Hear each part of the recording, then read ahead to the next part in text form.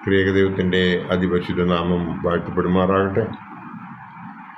കർത്താവിൽ പ്രിയ വിശ്വാസിനികളെ, നിങ്ങളെ ഏവരെയും പ്രഭാത വചനത്തിലേക്ക് സ്വാഗതം ചെയ്യുന്നു. ഇന്നത്തെ വിഷയം വിശ്വാസം കാത്തു സൂക്ഷിക്കുന്നവർ. ഇന്നത്തെ വിഷയം എന്ന് പറയുന്നത് വിശ്വാസം കാത്തു സൂക്ഷിക്കുന്നവർ എന്നതാണ്. ഈ ലോകത്തിൽ വിശ്വാസം കാത്തു സൂക്ഷിക്കണമെങ്കിൽ നമുക്ക് നല്ല ഒരു ജീവിത പരിസ്ഥിതി ഉണ്ടായിരിക്കണം. ഇവിടെ ഉദ്ദേശിക്കുന്നത് പണമല്ല, പിന്നെയോ ഒരു ആത്മീയ അന്തരീക്ഷമാണ്. ആത്മീയ അന്തരീക്ഷം ഉണ്ടാകണമെങ്കിൽ പ്രാർത്ഥനയുള്ള ഭവനമായിരിക്കണം. പ്രാർത്ഥന ഉണ്ടായിരിക്കണമെങ്കിൽ അച്ചടക്കമുള്ള ഭവനമായിരിക്കണം. അച്ചടക്കം ഉണ്ടായിരിക്കണമെങ്കിൽ പരസ്പരം ബഹുമാനിക്കുന്നവരായിരിക്കണം. ബഹുമാനം ഉണ്ടാകണമെങ്കിൽ ഓരോരുത്തരുടെയും പ്രവൃത്തി ശരിയായിരിക്കണം. പ്രവൃത്തി ശരിയായിരിക്കണമെങ്കിൽ നല്ലൊരു സംസ്കാരത്തിൻ്റെ ഉറവിടമായിരിക്കണം ആ ഭവനം. അങ്ങനെയുള്ള ഭവനത്തിൽ വളരുന്നവർ വിശ്വാസം കാത്തു സൂക്ഷിക്കും. വിശ്വാസം കാത്തു സൂക്ഷിക്കുന്നവർ ഓട്ടം തികയ്ക്കും, നല്ല പോർ പൊരുതും. അതിനു വേണ്ടിയിട്ട് നമുക്ക് പരിശുദ്ധനായ പൗലോസ്ലീഹ തിമോഥെയോസിന് എഴുതിയ ലേഖനം 4-ാം അധ്യായം 7-ഉം 8-ഉം ഭാഗം നമുക്ക് ഒന്ന് നോക്കാം. എന്താണ് അവിടെ പറയുന്നത് എന്ന്. ഞാൻ നല്ല പോർ പൊരുതു, ഓട്ടം തികച്ചു, വിശ്വാസം കാത്തു. ഇനി നീതിയുടെ കിരീടം എനിക്കായി വച്ചിരിക്കുന്നു. അത് നീതിയുള്ള ന്യായാധിപതിയായ കർത്താവ് ആ ദിവസത്തിൽ എനിക്ക് നൽകും. എനിക്ക് മാത്രമല്ല, അവൻ്റെ പ്രത്യക്ഷതയിൽ പ്രിയം വെച്ച ഏവർക്കും കൂടെ എന്നാണ് ഇവിടെ എടുത്തു പറഞ്ഞിരിക്കുന്നത്. നാം ഇവിടെ മനസ്സിലാക്കേണ്ടത് നമ്മുടെ ജീവിത ലക്ഷ്യം നിത്യഭവനത്തിൽ ഒരു കിരീടാവകാശി ആയിത്തീരുക എന്നതാവണം. അതിനായി നമുക്ക് ജീവിക്കാൻ ശ്രമിക്കാം. ഇതേവരെ എങ്ങനെ ജീവിച്ചു എന്നുള്ളതല്ല, ഇനിയുള്ള ബാക്കിയുള്ള എൻ്റെ ജീവിതം ഞാൻ എങ്ങനെ ജീവിക്കണമെന്നൊരു തീരുമാനം എടുക്കാൻ വേണ്ടി ഇന്നത്തെ ദിവസം നമുക്ക് മാറ്റിവെക്കാം. 1 തെസ്സലോനിക്കർ 5-ാം അധ്യായം 17-ാം വാക്യത്തിൽ ഇപ്രകാരം പറയുന്നു: ഇടപെടാതെ പ്രാർത്ഥിപ്പീൻ.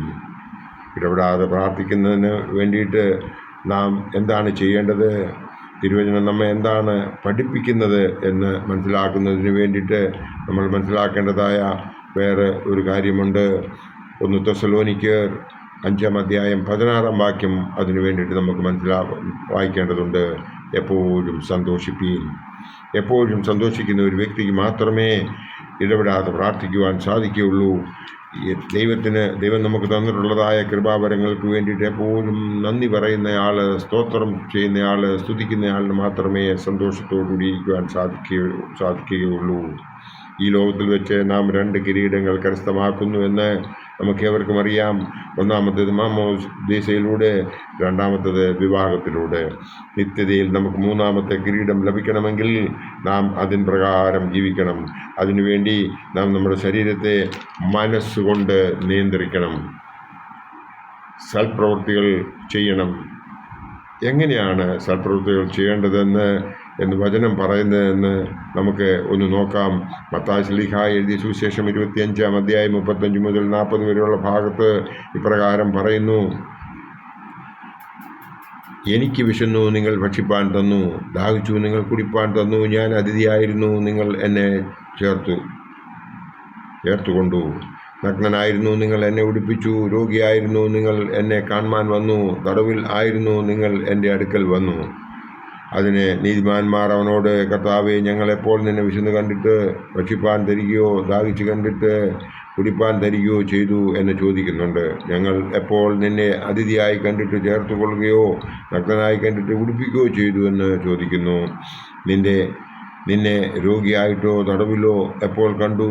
ഞങ്ങൾ നിന്റെ അടുക്കൽ വന്നു എന്ന് ഉത്തരം പറഞ്ഞു.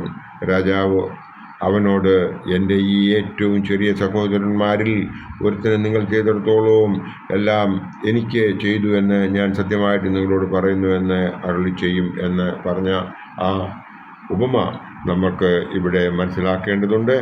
അങ്ങനെ മനസ്സിലാക്കുമ്പോഴാണ് നമുക്ക് വേറൊരു ഭാഗം കൂടി മനസ്സിലാക്കേണ്ടതുണ്ട്.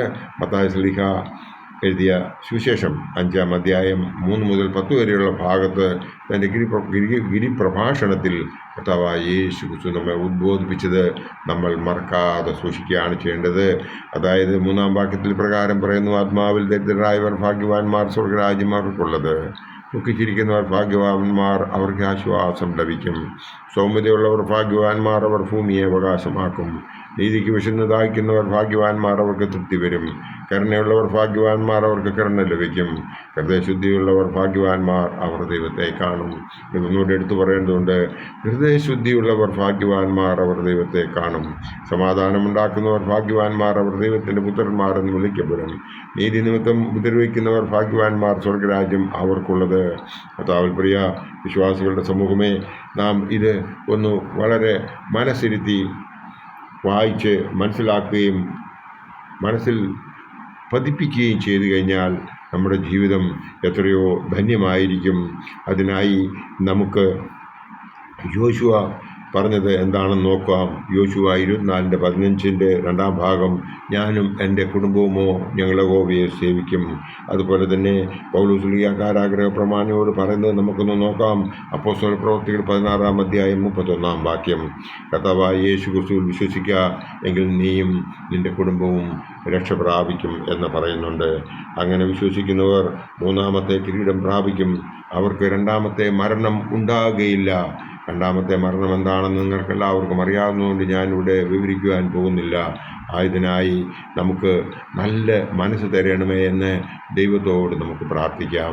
നല്ല ഒരു തീരുമാനം എടുത്തുകൊണ്ട് ബാക്കിയുള്ള നമ്മുടെ ജീവിതം ജീവിക്കുവാൻ ദൈവം നമ്മളെല്ലാവരെയും അനുഗ്രഹിക്കട്ടെ എന്ന് പ്രാർത്ഥിച്ചുകൊണ്ട്, നമ്മളെല്ലാവരെയും ദൈവം അനുഗ്രഹിക്കട്ടെ എന്ന് ഈ അവസരത്തിൽ എഗെയിൻ അപേക്ഷിച്ചുകൊണ്ട് എൻ്റെ വാക്കുകൾ ഇവിടെ ഉപസംഹരിക്കട്ടെ. നന്ദി, നമസ്കാരം. അത്യുന്നതൻ്റെ മറവിങ്കൽ സർവശക്തൻ്റെ നിഴലിൻ കീഴിൽ പാർക്കും ഞാൻ നിർഭയനായി, പാടും ഞാൻ സ്തുതിഗീതങ്ങൾ.